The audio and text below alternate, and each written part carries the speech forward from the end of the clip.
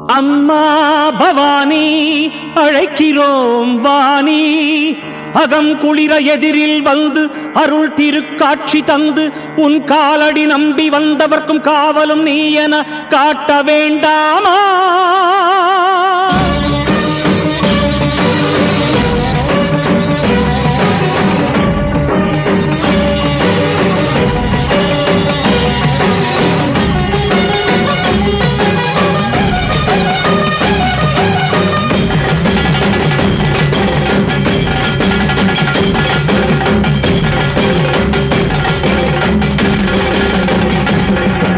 மண்ணை பொன்னென கல்லை கனியென மாற்ற வல்ல மகேஸ்வரி,